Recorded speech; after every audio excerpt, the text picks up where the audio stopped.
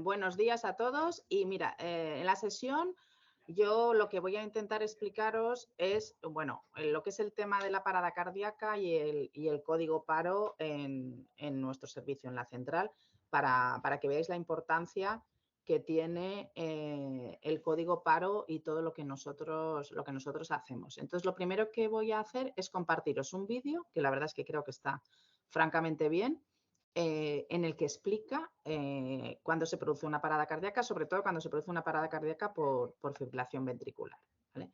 Entonces, voy a poner primero este vídeo que nada, dura 1 minuto y medio y está francamente bien, ¿vale?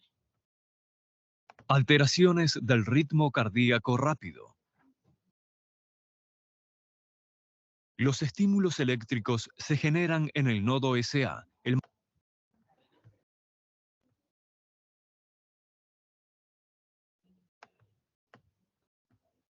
marcapasos natural del corazón.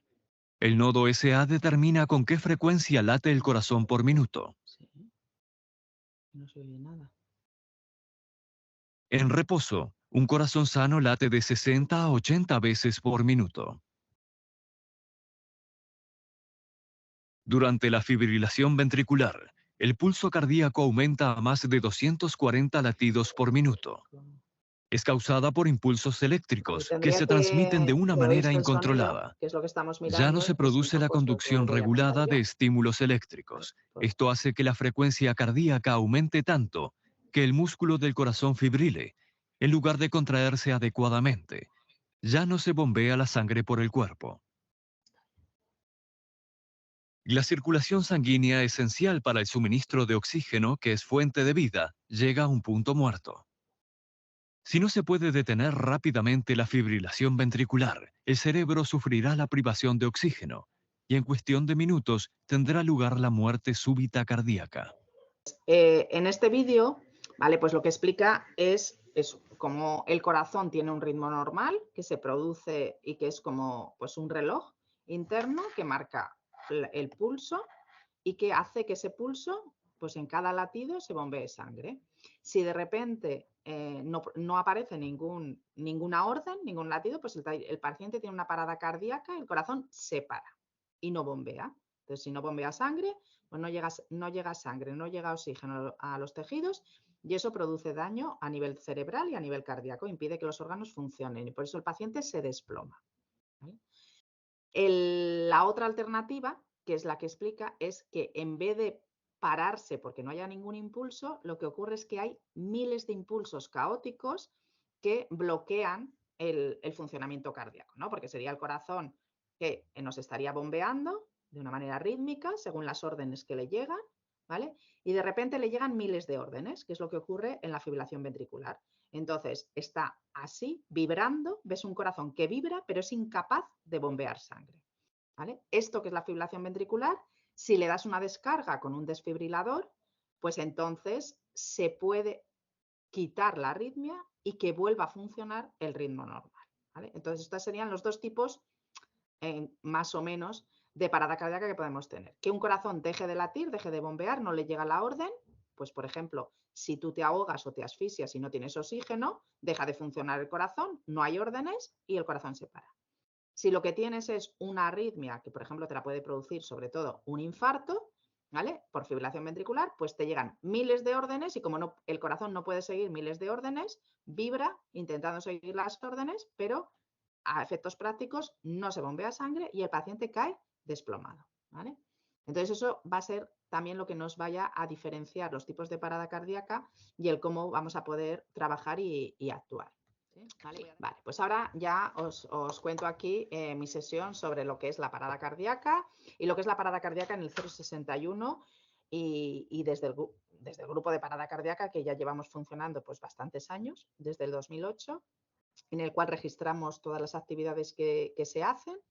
Y todas las actividades que se hacen no solo son las actividades asistenciales, y es lo que quiero comentaros, la importancia que tenemos nosotros a nivel de la central de coordinación, ¿vale?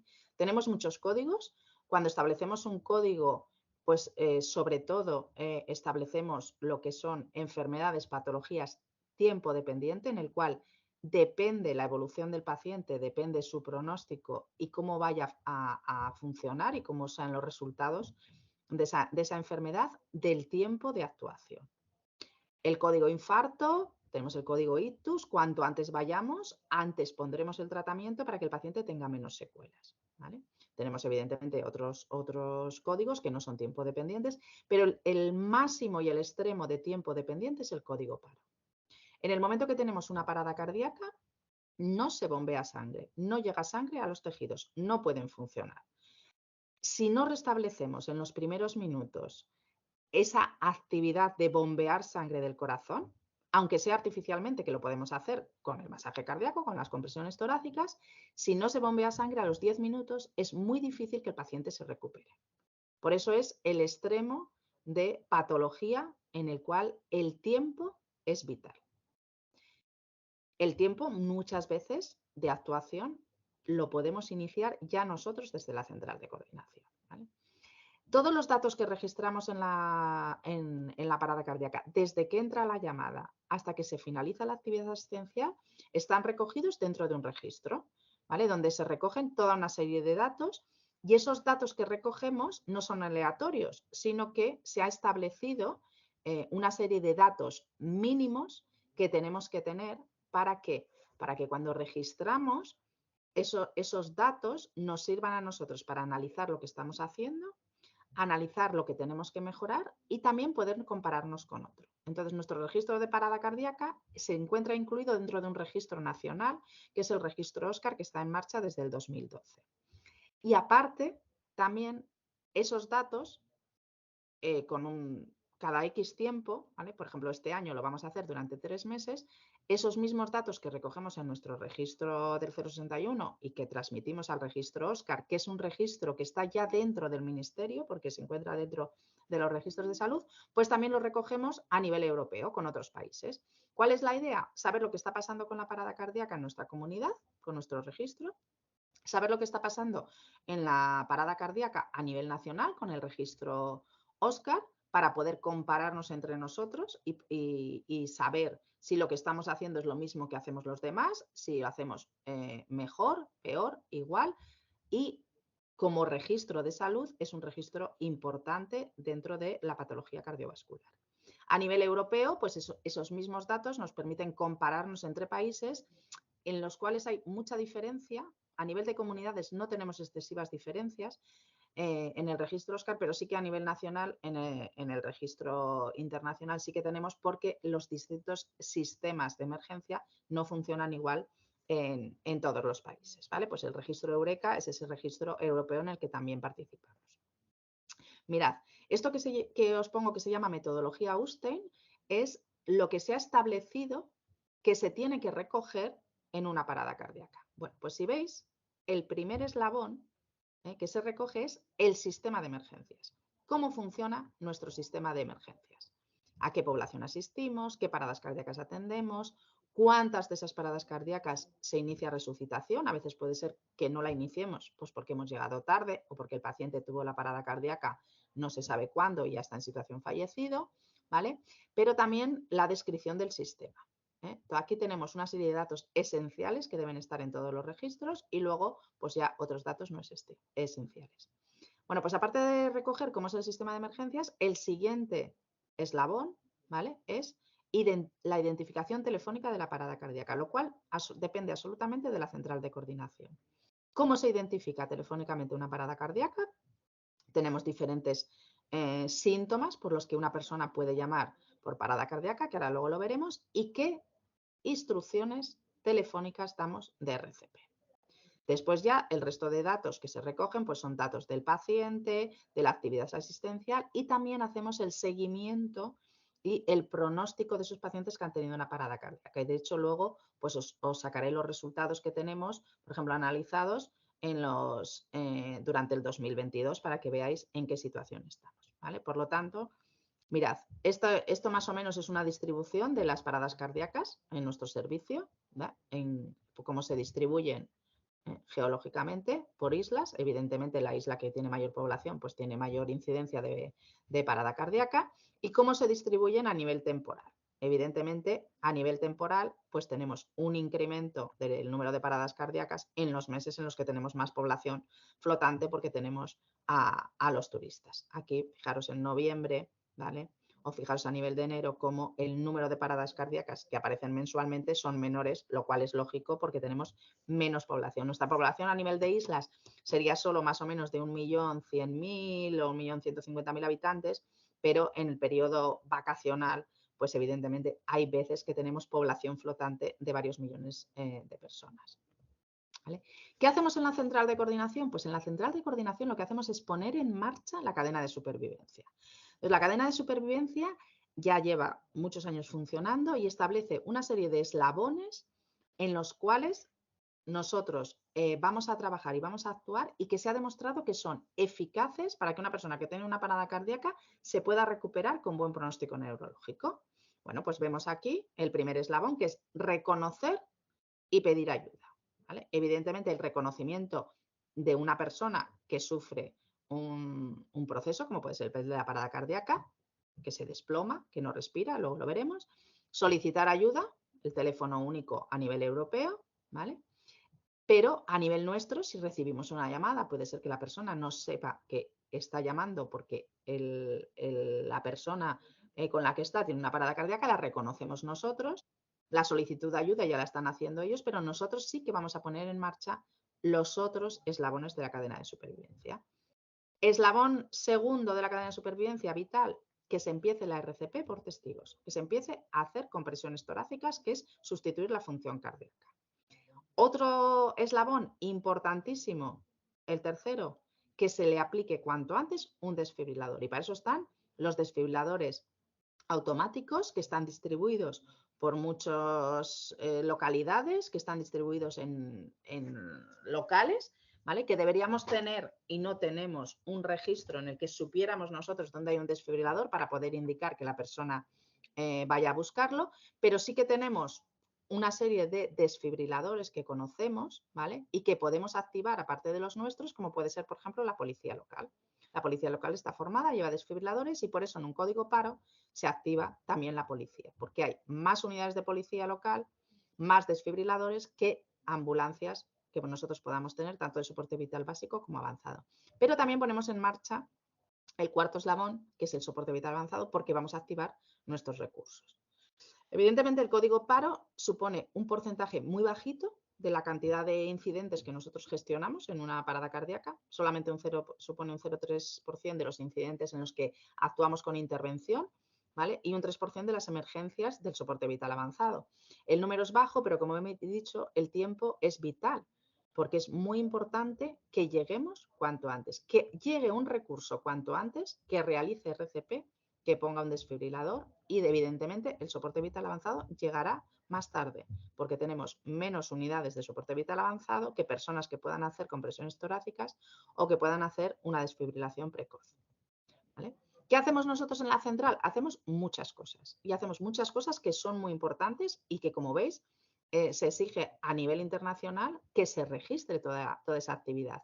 No solo la asistencial directa, sino todo el proceso inicial desde que entra una llamada de alerta en el cual tenemos que reconocer cuando una persona puede estar en parada cardíaca. ¿Para qué? Para activar nuestros recursos, evidentemente, sanitarios, para activar otros recursos que puedan suponer el segundo y el tercer eslabón de la cadena de supervivencia e incluso empezar en la RCP por testigos para que el propio testigo que está llamando, que presencia la parada cardíaca, pueda empezar a hacer las compresiones torácicas. ¿Vale? Este reconocimiento precoz, ¿vale? ¿Cómo lo podemos hacer? ¿Cómo podemos saber si una persona está en parada cardíaca? Evidentemente, si no lo vemos y no estamos allí, solo podemos intuirlo a partir de los síntomas. Entonces, se reconoce una situación de parada cardíaca en alguien que está inconsciente y no respira. Por eso es una de las preguntas que ya está establecida en el árbol de llamada, reconocimiento del telefonista. Hay que preguntar a una persona que está inconsciente si respira o no.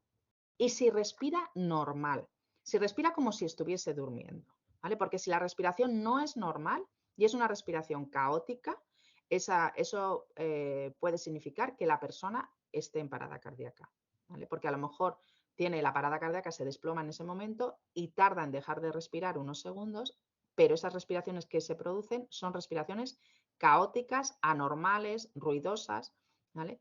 En las que no son efectivas. Entonces, reconocimiento. Toda persona inconsciente que pregunta si respira y si nos dicen que respira, si respira normal, como si estuviese durmiendo. Otras situaciones en las cuales evidentemente podemos tener un reconocimiento de una situación de que alguien tiene una parada cardíaca también es que cuando convulsiona. ¿Vale? Puede ser que una persona epiléptica convulsione, lo conocemos, es epiléptico, ¿vale? Y que lo que sufra sea pues eso, una convulsión. Pero esas personas que convulsionan, si están mucho tiempo convulsionando, no respiran. Y cuando dejan de convulsionar, hasta que se recupera otra vez la actividad cerebral, ¿vale? Están inconscientes durante un tiempo, pues durante el periodo de inconsciencia pueden no respirar bien y acabar en parada cardíaca. Pero aparte de eso es que las convulsiones a veces no son convulsiones porque el paciente sea epiléptico, sino porque al no llegar sangre al cerebro, inicialmente, antes de quedarse paralizado, empieza a convulsionar. ¿Vale? Por eso también no solo los inconscientes que no respiran o que respiran mal serían una sospecha de parada cardíaca, sino también aquellas personas que convulsionan. Hay que hacer un diagnóstico diferencial. ¿Vale? Luego, por supuesto, los ahogamientos, los suicidios, en las situaciones en las que la persona o bien se ahoga, es sacado del agua, o bien ha intentado suicidarse, pues si está inconsciente y no respira bien, puede estar ya en parada cardíaca.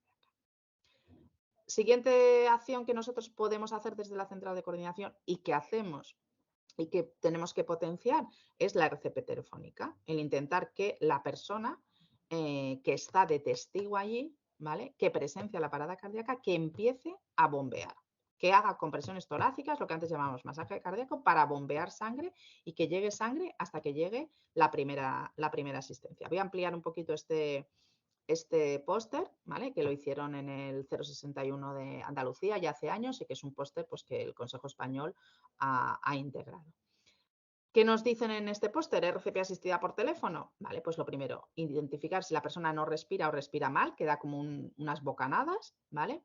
Dar una serie de instrucciones, ¿vale? Pues la ambulancia va hacia allí, estamos con usted, deje el manos libres, póngalo y vamos a explicarle maniobras que tiene que hacer para sustituir esa función cardíaca para ayudar a salvar la vida de esa persona, ¿no? ¿Cómo se indica cómo hacer compresiones torácicas? Pues hay que decirle que se ponga que ponga al paciente boca arriba, ¿vale? A veces en el suelo o no, depende de la dificultad que haya para mover a la persona, que se pongan de rodillas a su lado, que pongan las manos una encima de la otra perpendiculares en el centro del pecho, con los brazos bien estirados y que empiezan a comprimir fuerte y rápido, ¿vale? Pues muchas veces se puede decir como usted puede haber visto que haya hecho en las películas, ¿vale? Después también es importante insistir que si están solos, no lo haga, si están varias personas que han presenciado esa persona que está en parada cardíaca, que no lo hagan solos, sino que se vayan turnando, porque evidentemente no se puede estar varios minutos haciendo bien compresiones torácicas uno solo porque se agota. ¿Vale? Se les puede ayudar marcando el ritmo de compresiones tiene que ser entre 100 y 120, por lo tanto, y 1, y 2, y 3, y 4 para ayudarles a que compriman con frecuencia, insistiendo en que tienen que comprimir y descomprimir. ¿Vale? No podemos saber si son eficaces o no esas compresiones torácicas porque no vemos cómo las están haciendo, hay que seguir y mantener. Hay situaciones muy difíciles, pero yo recuerdo una situación de una chica muy joven, de 35 años, que llamó el marido, que le hacía compresiones torácicas, que cuando le hacía las compresiones torácicas se oía perfectamente cómo la paciente expulsaba aire, que cuando el marido se cansaba y dejaba de hacer las compresiones no se oía salida de aire. Estuvo durante 10 minutos comprimiendo hasta que llegó el soporte vital avanzado. Esa chica tenía una arritmia, se le dieron 2 descargas, se la trasladó al hospital, se le puso un desfibrilador y está en su casa viva después de estar 10 minutos con RCP telefónica y ahora lleva un desfibrilador porque tiene una enfermedad cardíaca pues, que puede producir arritmias. ¿Vale?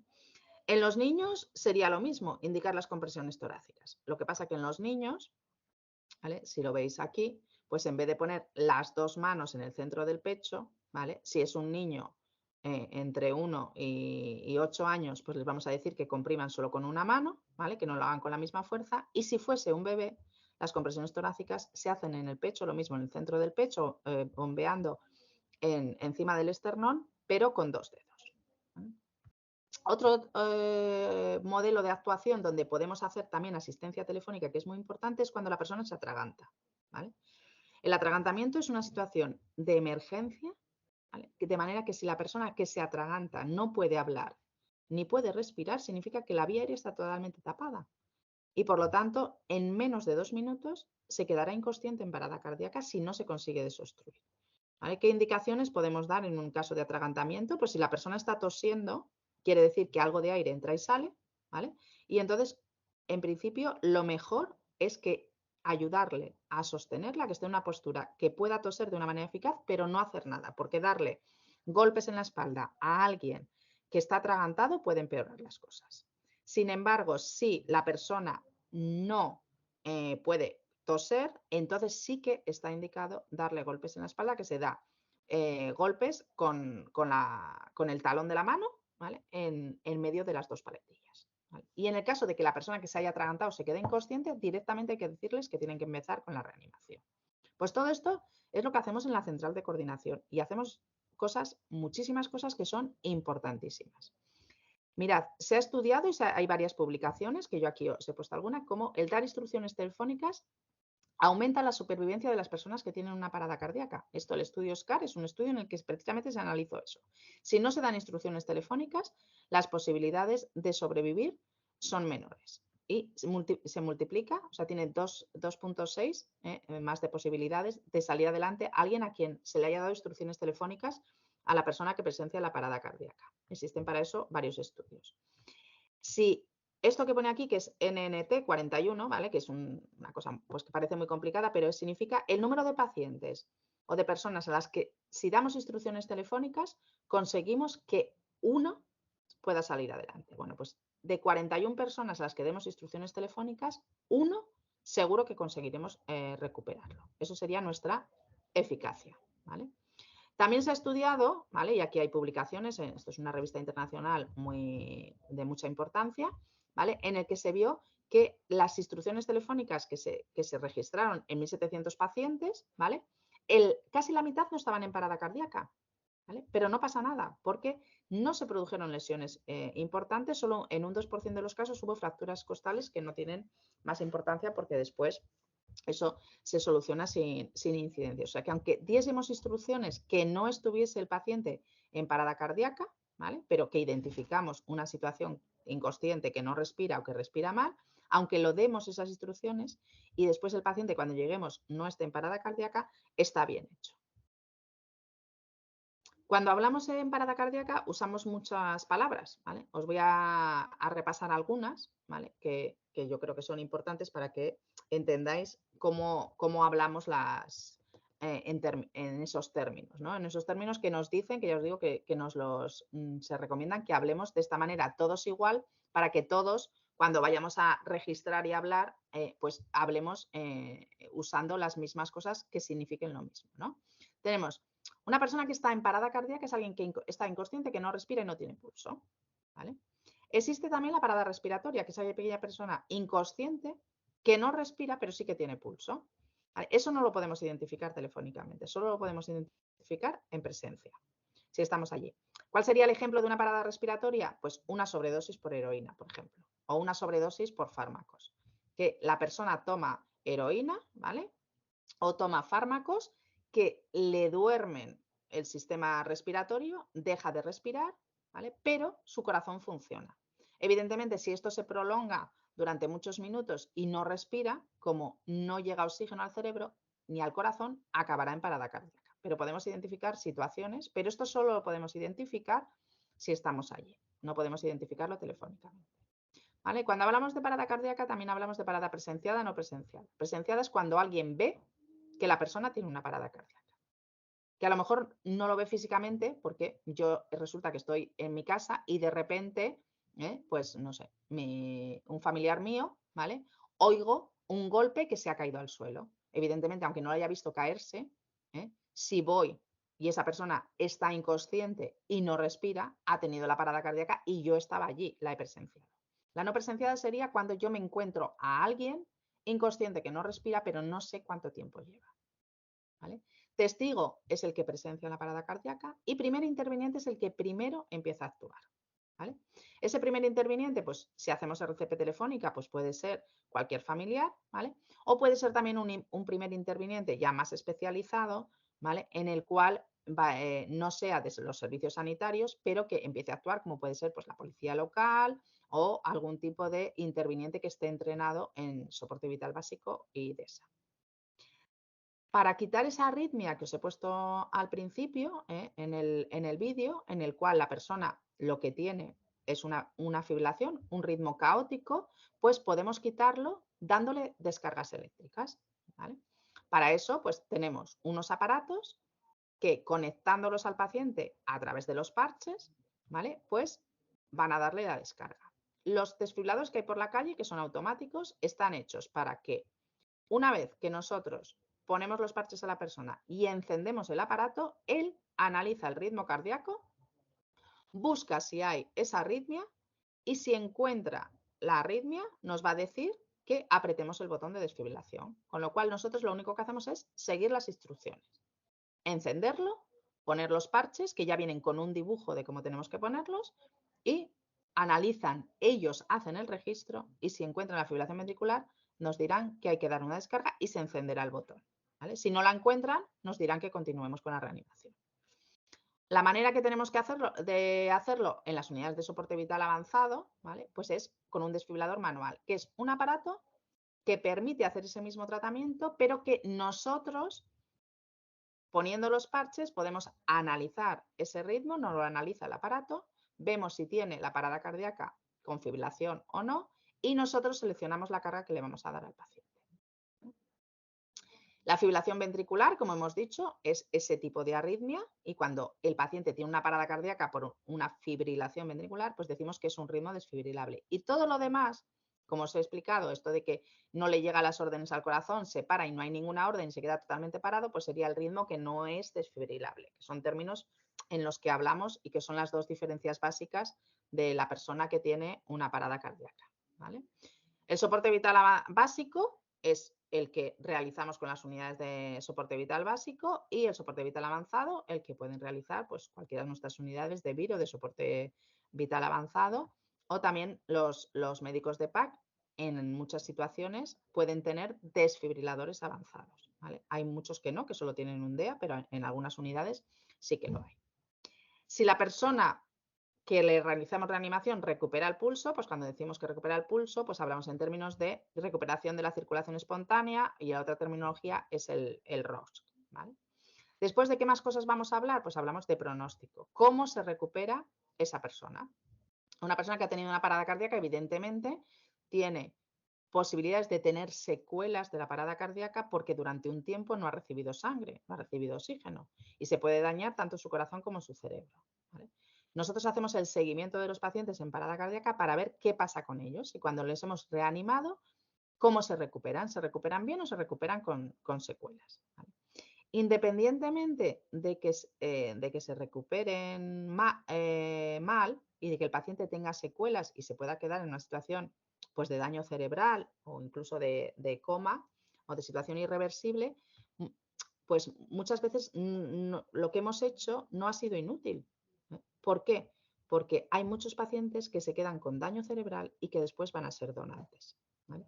Y esto es muy importante porque a nivel de nuestra comunidad y a nivel nacional, ahora mismo casi la mitad de las donaciones se producen en personas que han tenido un daño cerebral. ¿Vale? Con lo cual, es importante no solamente que consigamos recuperar a las personas con buen pronóstico neurológico, que es nuestro objetivo, que se puedan recuperar y hacer después una vida normal, como pueden hacer un porcentaje importante de pacientes, pero a veces no lo hemos conseguido, la persona se ha quedado con daño cerebral, pero puede ser donante y puede dar otras vidas después, ¿vale? Lo cual pues también es importante desde el punto de vista sanitario. ¿Vale? Mirad, en las recomendaciones que se dan a nivel internacional, ¿vale? Nosotros seguimos las recomendaciones del European Resuscitation Council, ¿vale? Recomiendan en el año 2021, ¿vale? Una serie de cuestiones. y mirad dentro de las cuestiones de los 5 sistemas que salvan la vida, los conceptos esenciales que dice sensibilizar a la población RCP y desfibrilación. Bueno, esto ya es una recomendación europea desde hace muchos años, ¿vale? Que se forme a la población en RCP y uso del DESA, y eso es cierto porque en los países donde se ha hecho formación en RCP masiva a la población y se han puesto DESAs por todos los sitios, la supervivencia de las personas que tienen una parada cardíaca ha pasado de un 5 a más de un 20%, ¿vale? O sea que de 5 personas que se recuperaban sin formar a la población, ahora se recuperan más de un 20%. Y hablamos de personas que se recuperan para hacer una vida después normal. Que usemos todas las tecnologías para intentar trabajar de la manera más eficaz, como podría ser pues, el tener registrados y tener un mapeo de dónde están todos los desfibriladores, eso sería muy, muy útil. Que formemos a los niños, ¿vale? Que tengamos hospitales de referencia para la recuperación y, fijaros el quinto punto, que hagamos asistencia telefónica durante la RCP, ¿vale? Dentro, si abriendo después y leyendo esas recomendaciones, pues todos nos lo dicen para que logremos salvar más vidas, ¿vale? Y mirad lo que nos dicen aquí a nivel de las actuaciones. Los primeros intervinientes, o sea, que formemos a bomberos, policías, profesionales que no estén fuera de servicio para que identifiquen la situación, alerten al centro coordinador, ¿vale? Y no solo es eso, sino que una vez que tengamos todos estos profesionales formados, deberíamos poder conseguir que desde la central de coordinación tener un registro de personas o grupos a los que poder mandar un mensaje de texto, decirles que hay una parada cardíaca en una determinada localización que enviaríamos y que ellos pudiesen empezar a actuar. Evidentemente esto ahora pues es bastante difícil, no lo tenemos hecho ni lo tenemos actualizado en ninguna de las comunidades. Sí que hay comunidades que tienen mapeo de dónde están los DESAs y pueden dar indicaciones para que se vayan a buscar, pero esto de momento no lo tenemos, pero es algo que se fomenta que se haga en un futuro pues no muy lejano. ¿Vale? Con ello conseguiríamos mejorar las tasas de reanimación, tanto iniciadas por las personas con la RCP telefónica, ¿vale? Como reducir los tiempos hasta que se empezase la reanimación y se pusiese un DESA, si pudiésemos activar a toda una serie de primeros intervinientes que estuviesen formados y conectados, ¿no? De esa primera intervención importante que nosotros activamos, ¿vale? Pues que es el soporte vital básico hasta que llegan las unidades de soporte vital avanzado. Mirad, en las paradas cardíacas de nuestra comunidad, menos del 70% de los pacientes reciben soporte vital básico. O sea, quiere decir que hay un 32% de personas que no reciben reanimación básica antes de llegar, lo cual va en contra de su supervivencia del pronóstico. De momento, la RCP telefónica la tenemos un porcentaje tan bajo como el 7%, con lo cual tenemos muchas cosas para poder mejorar. Y si vemos los resultados de lo que es la parada cardíaca en nuestra comunidad y en nuestro servicio, ¿vale? Pues aquí están los datos analizados en los primeros 6 meses del 2022, ¿no? Pues hicimos 228 paradas cardíacas, ¿vale? Más o menos son unas 38 por mes, o sea, 1,3 al día. Es verdad que esto es una media y muchas veces tenemos más paradas cardíacas en un día y en otro no tenemos ninguna. Aquí estaría un poco distribuido un poco lo que sería por fechas, donde vamos a tener una serie de picos, como puede ser aquí, por ejemplo, en junio, ¿vale? El mes donde tenemos más paradas cardíacas es el mes de junio, ¿vale? Luego vemos en mayo, abril, marzo, febrero, enero, ¿vale? Pues evidentemente en junio tenemos más paradas cardíacas porque ya tenemos más población flotante. La mayor parte de las paradas cardíacas, el 80%, se producen en varones, ¿vale? La media si distribuimos aquí por edades, donde se produce la parada cardíaca, ¿vale? Pues la media de edad son 63 años, ¿vale? Evidentemente el pico de edades, el intervalo de edades donde más paradas cardíacas tenemos, donde la mitad de las paradas cardíacas están entre 60 y 80 años, ¿vale? Por debajo de 60 años tenemos un porcentaje bastante importante, teniendo en cuenta que esos son edades que ahora mismo ya las consideramos jóvenes, ¿vale? Pero tenemos más de un 30% de paradas cardíacas en personas de menos de 60 años, ¿vale? Y luego ya por encima de 80 años, pues el 15%. Como os he dicho, 67-68% de soporte vital básico, el 40% lo habían hecho los testigos, ¿vale? Y solamente un 16% lo había hecho la policía, que eso es algo que también probablemente se pueda aumentar. De las personas que tuvieron parada cardíaca, el DEA solo se puso en el 32%. Eso es algo que tenemos que mejorar muchísimo porque hay muchos DEAs distribuidos. La gente se gasta mucho dinero en poner DEAs en los sitios que, como no sabemos dónde están, no los podemos activar en el momento de la parada cardíaca. Y eso es algo que hay que mejorar para poder facilitar, ¿vale?, que de ese 67% de personas que reciben soporte vital básico haya mayor porcentaje de personas a los que se les ponga un DEA, ¿vale? Y si comparamos esto que es el 2022 con lo que registramos en el 2010, pues francamente no hemos mejorado mucho.